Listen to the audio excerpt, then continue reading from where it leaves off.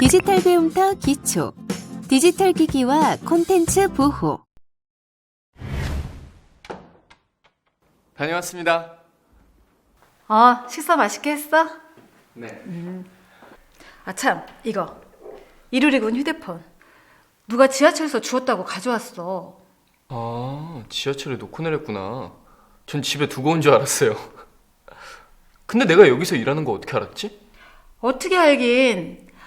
마지막 통화자가 나여서 나한테 전화를 했더라고. 아가 아니라 이루리군은 휴대폰에 잠금장치 안 해놨어? 네. 매번 사용할 때마다 비번 누르는 것도 불편하고 저는 중요한 기록은 그때그때 삭제해서 문제될 것도 없어요. 무슨 소리야. 일단 루리군 휴대폰을 주웠던 사람은 일면식도 없으면서 나랑 루리군이 친한 사이라는 걸 알게 됐잖아. 그리고 휴대폰은 정보를 삭제했다고 해서 다 없어지는 게 아니야. 그게 무슨 얘기예요? 휴대폰을 초기화하면 모든 정보가 삭제됐다고 생각하는데 그게 아니야. 정보가 삭제된 자리에 다른 정보가 입력되지 않으면 원래 정보를 복구하는 건 아주 쉽다니까? 그래서 휴대폰을 초기화했다고 해서 안심할 수 없다는 얘기지. 그렇다면 스마트폰도 그 안에 콘텐츠도 보호망을 만들어줘야겠네요. 그게 오늘 핵심이지. 스마트폰의 잠금 화면 설정 및 변경. 이루리군, 스마트폰 좀 보여줘 봐봐. 내 스마트폰엔 이렇게 자물쇠 표시가 보이는데 루리군 건 왜 아무것도 없어? 저는 잠금 장치를 안 해서. 잠금 화면을 설정한 내 스마트폰은 나밖에 쓸 수가 없어. 근데 이루리군 건 어때? 사실 저는 비밀번호를 입력하는 게 번거롭더라고요. 잘 들어봐. 루리군 스마트폰은 암호가 없으니까 아무나 쓸 수 있어. 전화 거는 정도야 그럴 수 있다고 해도 지인들 전화번호도 공개되지, 은행 거래 내역도 공개되지, 카드 사용 내역도 공개되지. 이런 정보들은 얼마든지 악용될 수 있어. 루리군은 자기 정보가 악용될 빌미를 제공하는 거라니까. 듣고 보니 그렇네요. 제가 빌미를 제공한 걸 수도 있겠네요. 내 개인정보와 중요 자료를 지키려면 잠금장치 정도의 번거로움은 감수해야지.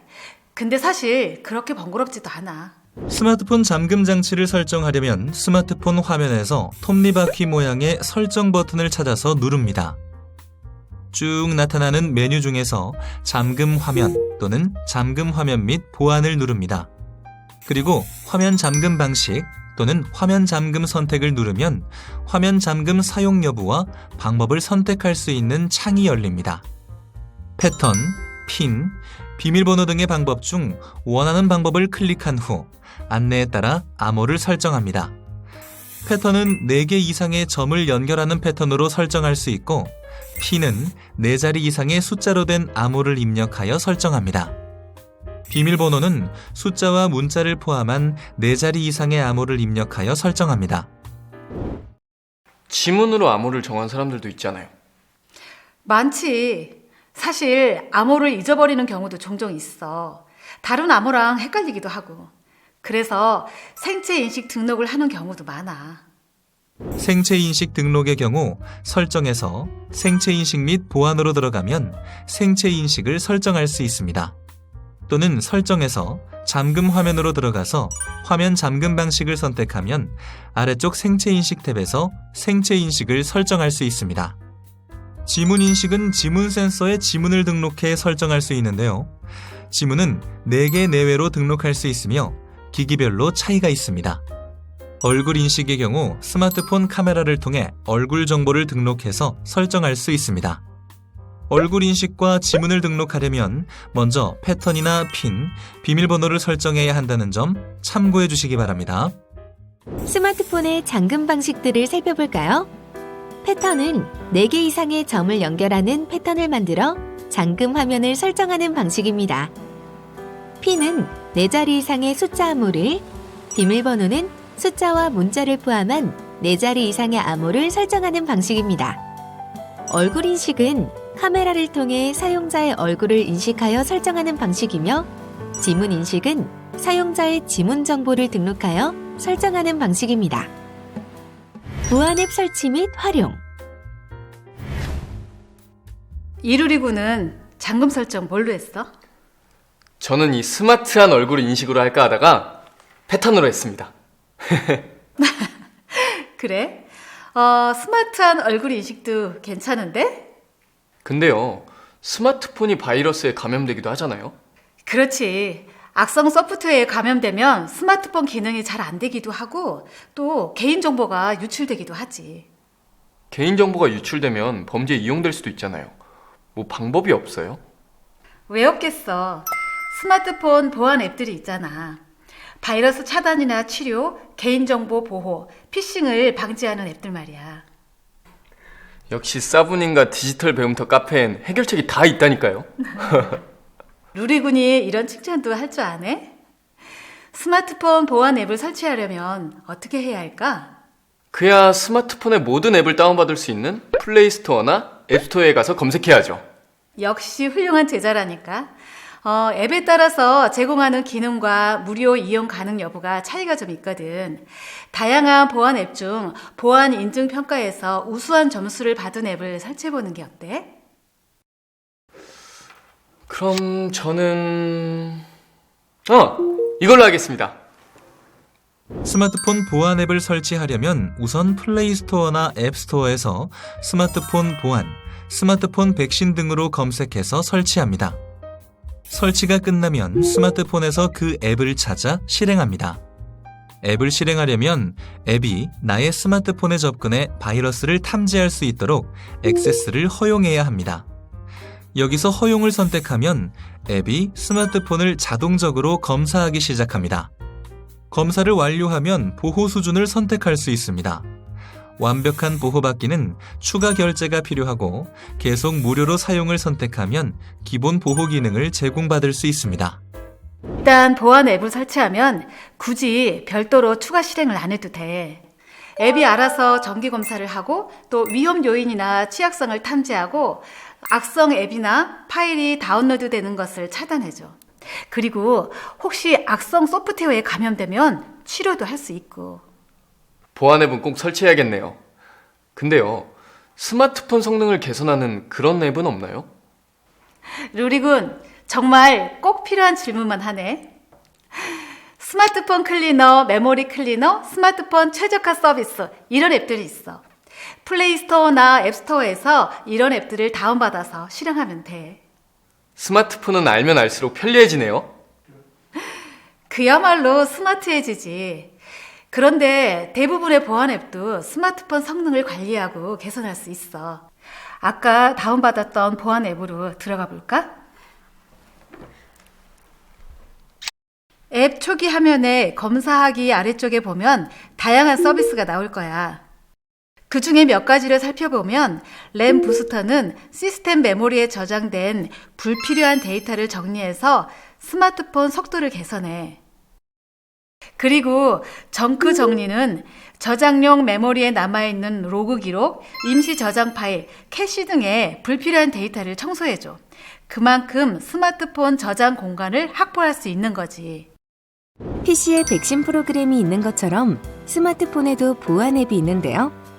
플레이스토어 또는 앱스토어에서 스마트폰 보안, 스마트폰 백신 등의 검색어로 검색하면 다양한 보안 앱을 확인하고 설치할 수 있습니다.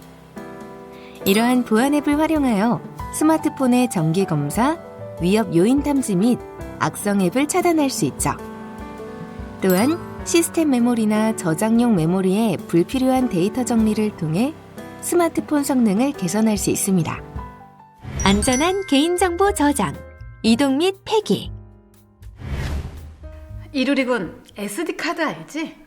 Secure Digital Card. 그 SD카드요? 맞아. SD카드는 스마트폰의 부족한 저장 공간을 대신해서 다양한 정보를 저장하고 보관하는 이동식 저장소 같은 거야.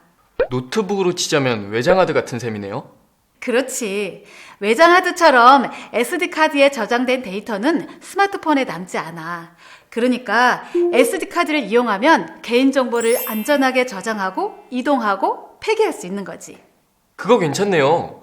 SD카드는 어떻게 설치하는 건데요? 스마트폰에서 SD카드를 이용하려면 별도로 구매해야 합니다. SD카드를 삽입하려면 우선 스마트폰 전원부터 끕니다. 스마트폰 윗면이나 측면을 살펴보면 트레이 홈이라는 작은 구멍이 있습니다. 트레이 핀의 뾰족한 부분으로 트레이 홈을 누르면 메모리 카드 트레이가 빠져나옵니다. 메모리 카드 트레이를 꺼내서 보면 유심 카드 옆에 빈 공간이 있을 겁니다. 여기가 SD카드 자리입니다. 여기에 SD카드를 끼우면 되는데 SD카드 슬롯의 글자면이 위, 금속 단자 부분이 아래로 향하도록 합니다. 그리고 살짝 눌러서 끼워주면 됩니다. 유심카드와 SD카드를 삽입한 이 메모리카드 트레이를 원래의 위치에 다시 넣어주면 끝입니다. 그리고 스마트폰 전원을 켜면 SD카드가 삽입됐다는 메시지가 나타납니다. 그런데 스마트폰에 따라 카드 트레이에 SD카드를 삽입할 수 있는 공간이 없는 경우도 있어. 그럴 땐 스마트폰과 SD카드를 연결해주는 리더기를 사용하면 돼. 그럼 SD카드도 삽입했으니 사용 설명도 알려주세요. 노트북에서 외장 하드를 사용하는 방법과 비슷해. 자, SD카드를 장착했으니 SD카드를 활용하는 방법을 알아볼까요? 제일 먼저 설정 화면으로 들어가 디바이스 케어를 누릅니다. 그리고 저장 공간을 선택해서 SD카드가 표시되면 올바르게 삽입된 것입니다. 설정 화면에서 생체 인식 및 보안을 선택하고 아래쪽을 보면 SD카드 암호화 해제 항목이 있는데요. 해당 항목을 선택하고 SD카드 암호화 버튼을 눌러 SD카드 암호화를 진행합니다. SD카드가 장착되었다면 사진이나 동영상 같이 용량이 크고 프라이버시와 관련된 정보를 담고 있는 콘텐츠의 저장 경로를 지정할 수 있습니다.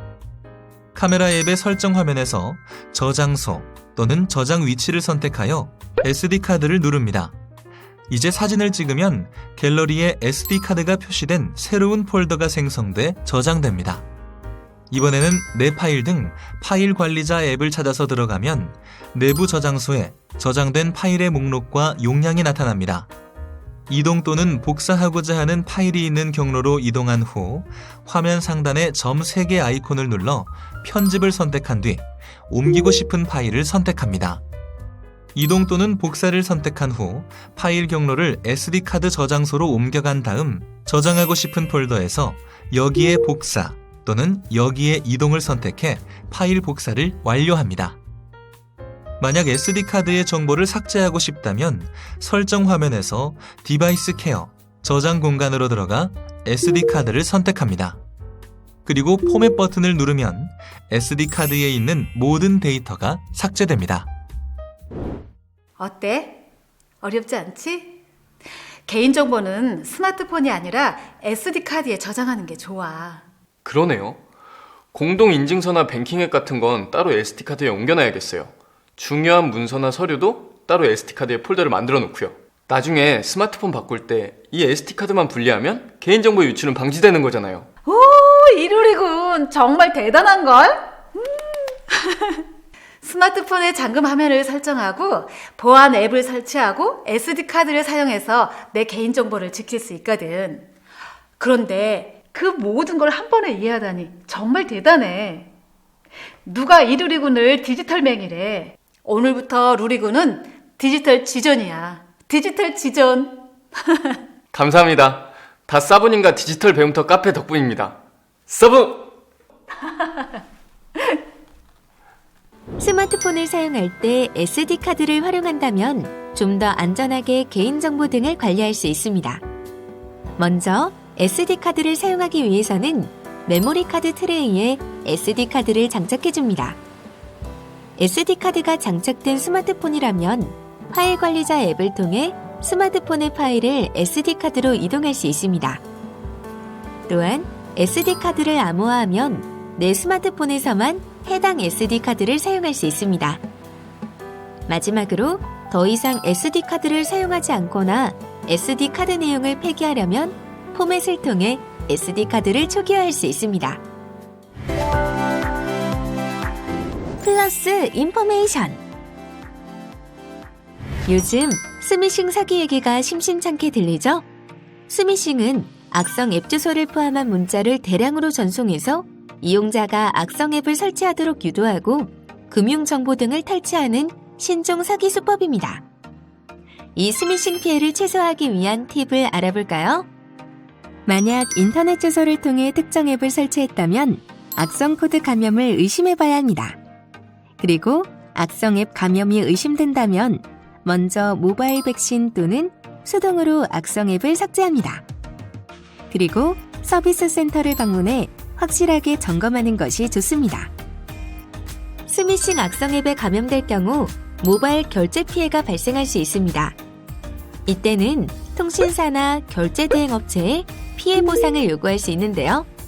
먼저 사실 여부를 확인해야 합니다. 우선 고객센터를 통해 최근 모바일 결제 내역을 확인하고요. 모바일 결제 피해가 확인되면 피해가 의심되는 스미싱 문자를 캡처합니다. 그리고 통신사 고객센터를 통해 스미싱 신고를 하고 수익결제 확인서를 발급받습니다.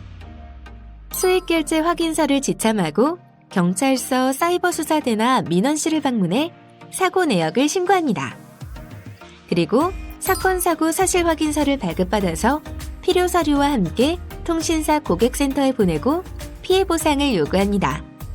동시에 공동인증서를 폐기, 재발급받고 주변에 스미싱 피해 사실을 알려서 2차 피해를 예방해야 합니다. 스미싱 피해, 아는 만큼 예방도 대처도 쉬워집니다. 이것으로 디지털 기기와 콘텐츠 보호 학습을 모두 마치겠습니다. 감사합니다.